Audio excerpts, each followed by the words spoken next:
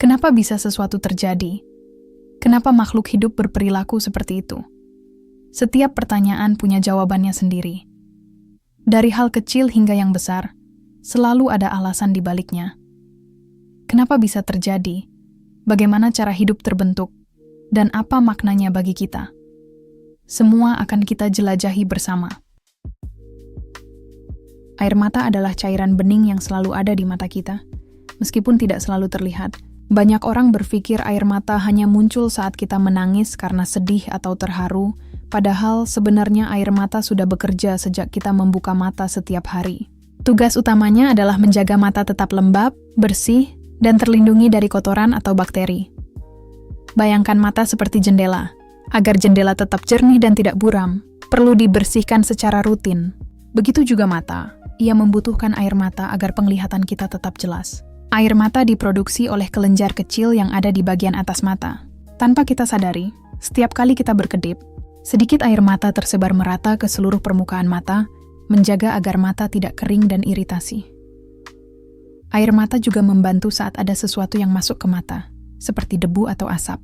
Saat itu terjadi, mata akan mengalirkan lebih banyak air untuk membilas gangguan tersebut, seolah mengatakan, "Hei, ada yang masuk. Aku bersihkan dulu ya." Jadi, fungsi air mata tidak hanya soal perasaan, tetapi juga kesehatan.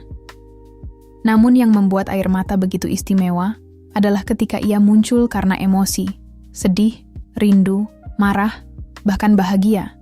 Pada titik inilah air mata menjadi lebih dari sekadar cairan pelindung mata. Ia menjadi bagian dari bahasa hati, menyampaikan apa yang kadang sulit diungkapkan dengan kata-kata. Jadi, sebelum kita membahas air mata karena rasa sedih atau bahagia, penting untuk memahami bahwa air mata adalah bagian alami dari tubuh kita. Ia bukan musuh yang harus disembunyikan, melainkan sahabat yang selalu menjaga mata, bahkan saat kita tidak menyadarinya. Mungkin selama ini kita mengira air mata hanya satu macam, yang keluar saat kita menangis. Padahal sebenarnya, air mata memiliki beberapa jenis dan masing-masing punya tugas yang berbeda. Mengetahui jenis-jenisnya membantu kita memahami bahwa air mata bukan hanya soal perasaan, tapi juga bagian penting dari tubuh. 1. Air mata basal. Penjaga mata sehari-hari ini adalah air mata yang selalu ada di mata kita, bahkan saat kita tidak merasa sedih atau bahagia. Fungsinya menjaga mata tetap lembab agar tidak kering.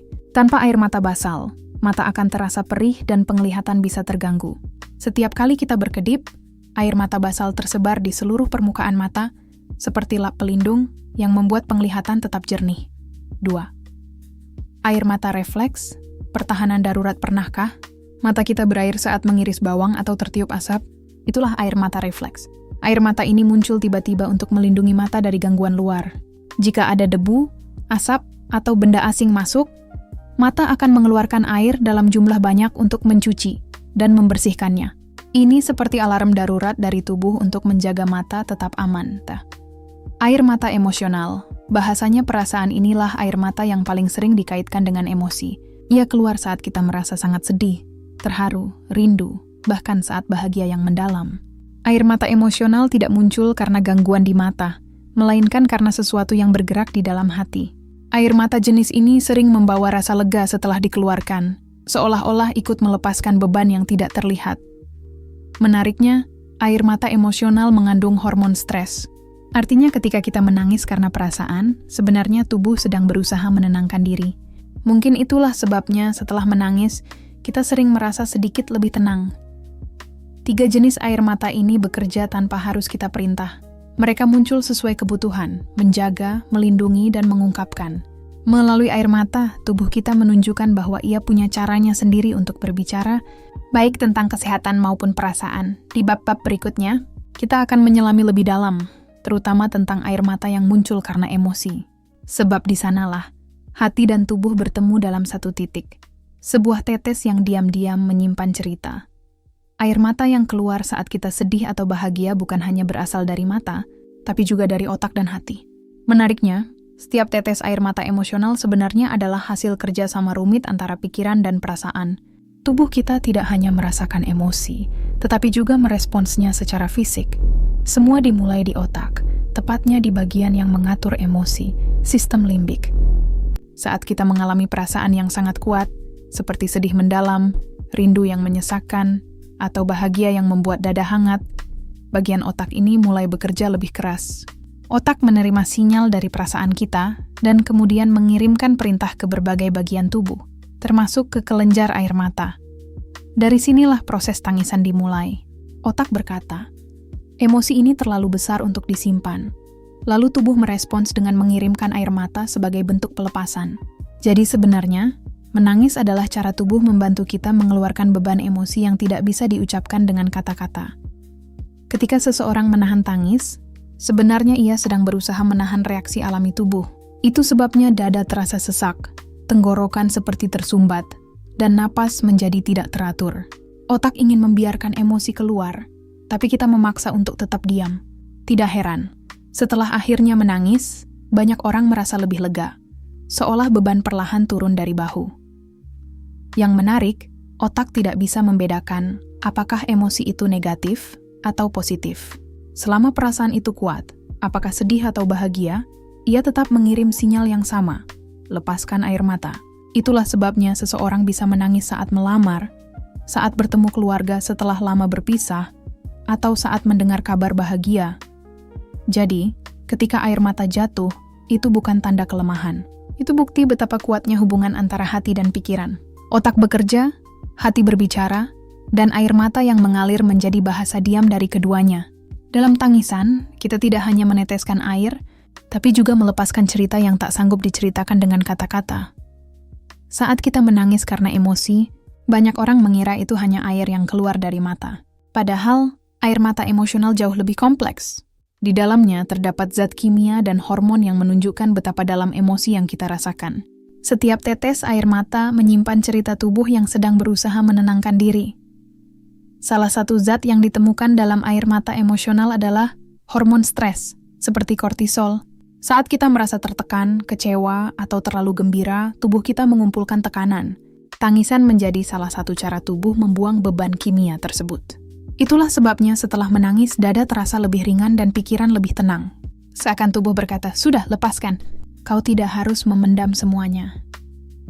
Air mata emosional juga mengandung senyawa endorfin, yaitu zat yang membantu memberikan rasa lega dan nyaman. Menangis, meski menyakitkan di awal, sebenarnya adalah proses penyembuhan. Tubuh mencoba menyeimbangkan diri.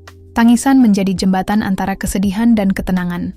Uniknya, air mata karena emosi berbeda dari air mata biasa, seperti air mata basal atau refleks. Ia lebih bermuatan, bukan hanya secara perasaan, tetapi juga secara kimia. Para peneliti percaya, itulah mengapa menangis bisa membuat seseorang merasa lebih baik, sementara menahan tangis justru membuat emosi semakin menumpuk. Pernahkah kamu merasa lebih lega setelah menangis sendirian, atau merasa lebih kuat untuk bangkit setelah air mata mengalir? Itu bukan kebetulan. Tubuh kita mengetahui kapan kita terlalu penuh, dan air mata menjadi katup pengaman untuk mencegah hati retak lebih dalam. Menangis bukan hanya soal kesedihan, ini adalah mekanisme alami agar kita tetap waras. Dalam setiap air mata, ada hormon yang keluar, ada luka yang perlahan dibersihkan, dan ada hati yang sedang belajar menerima. Maka jangan heran, kadang tangisan yang kita anggap kelemahan, sebenarnya adalah langkah pertama menuju kekuatan.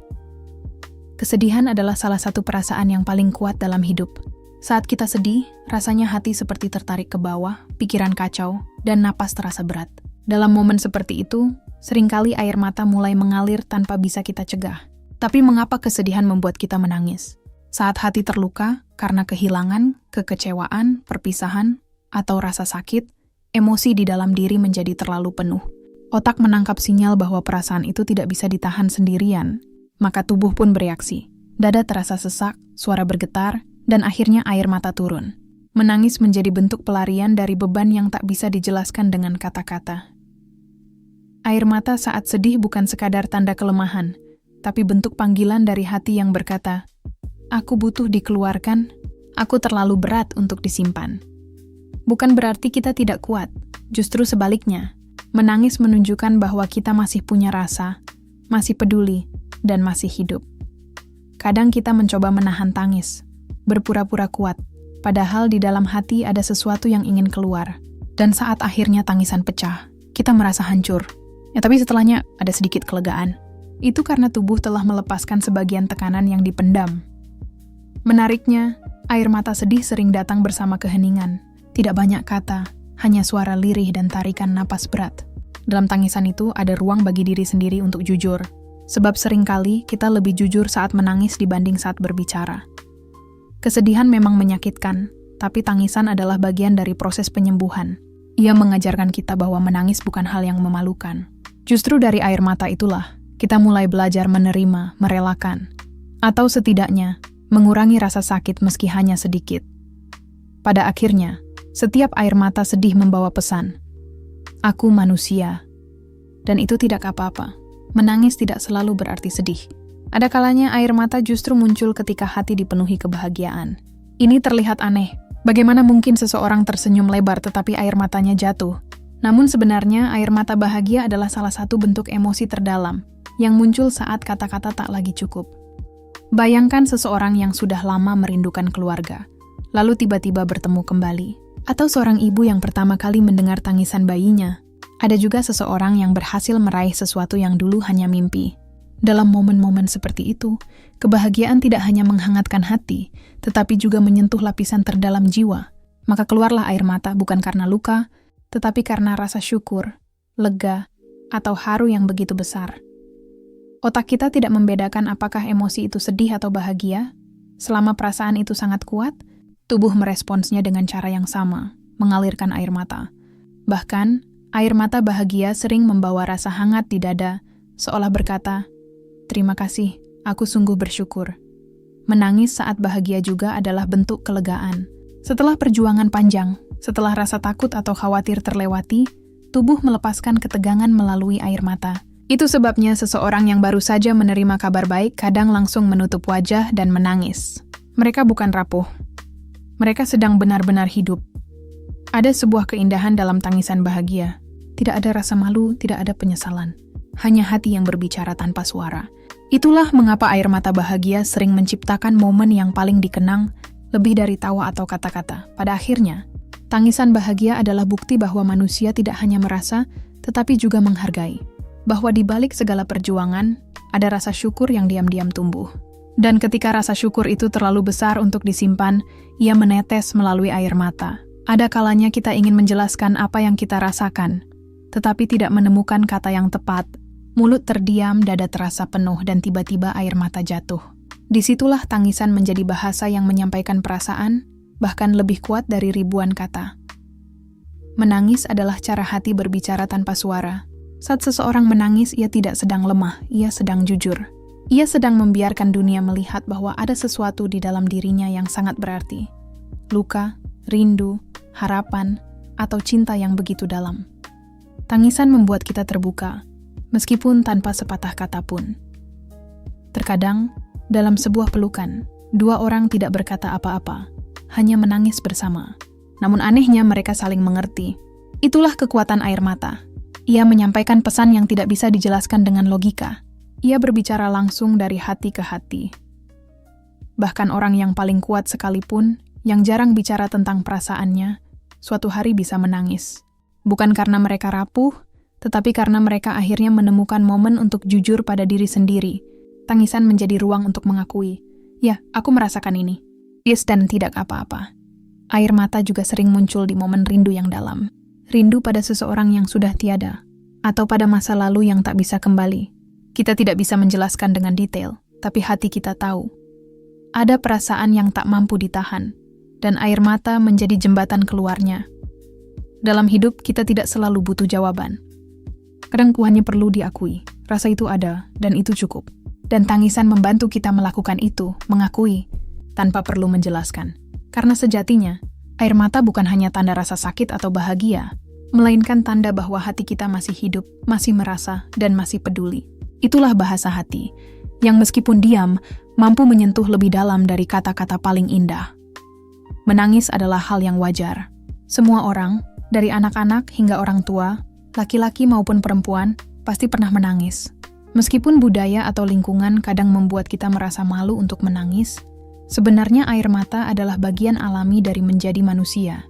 Ia bukan tanda kelemahan, melainkan bukti bahwa kita masih hidup dan masih memiliki perasaan. Kadang orang berpikir bahwa menangis itu memalukan, apalagi bagi laki-laki. Tapi kenyataannya, menangis adalah bentuk ekspresi emosional yang sehat, yang menunjukkan bahwa kita mampu merasakan, baik itu kesedihan, kebahagiaan, haru, atau rindu. Tanpa kemampuan menangis, kita mungkin akan menahan emosi terlalu lama, dan itu justru bisa membuat hati dan tubuh lelah. Menangis juga mengingatkan kita bahwa kita bukan mesin. Tubuh dan hati kita butuh tempat untuk melepaskan tekanan. Setiap tetes air mata adalah bentuk komunikasi antara perasaan dan tubuh. Cara tubuh mengatakan, "Aku butuh ini untuk melepaskan beban." Tidak ada yang salah dengan itu. Bahkan dalam pertemuan sosial, menangis bisa menjadi jembatan untuk hubungan yang lebih dekat. Saat seseorang melihat kita menangis, mereka sering merasa lebih dekat dan ingin memberikan dukungan. Air mata bisa membuka empati, membuat kita lebih manusiawi, dan mengingatkan bahwa setiap orang memiliki perasaan yang sama. Jadi, tidak perlu merasa malu atau lemah saat air mata jatuh. Menangis adalah cara tubuh menjaga keseimbangan, cara hati mengekspresikan dirinya, dan bukti bahwa kita masih mampu merasakan hidup sepenuhnya. Setiap tetesnya adalah pengingat bahwa menjadi manusia berarti memiliki perasaan, dan itu adalah hal yang indah. Banyak orang mengira menangis hanyalah tanda kesedihan, padahal sebenarnya menangis punya banyak manfaat bagi tubuh dan hati. Ia bukan sekadar meneteskan air, tapi juga membantu kita merasa lebih baik, lebih ringan, dan lebih tenang. Pertama, menangis bisa melepaskan stres. Saat emosi menumpuk, entah karena sedih, kecewa, atau bahkan bahagia yang terlalu besar, tubuh memproduksi hormon stres. Tangisan membantu mengurangi hormon ini, sehingga setelah menangis, dada terasa lebih lega dan pikiran lebih jernih. Kedua, menangis menenangkan pikiran. Kadang kita terlalu banyak memikirkan masalah atau perasaan kita, sampai merasa sesak. Tangisan memberi ruang bagi hati dan pikiran untuk bernapas. Kita bisa berhenti menahan perasaan dan mulai menerima apa yang kita rasakan. Selain itu, menangis juga membantu tidur lebih nyenyak. Tubuh yang melepaskan emosi melalui tangisan sering merasa lebih rileks. Otak pun ikut tenang, membuat tidur menjadi lebih pulas dan mimpi lebih damai. Tak kalah penting, menangis bisa mempererat hubungan dengan orang lain. Saat seseorang melihat kita menangis, biasanya mereka merasa ingin mendukung atau menghibur.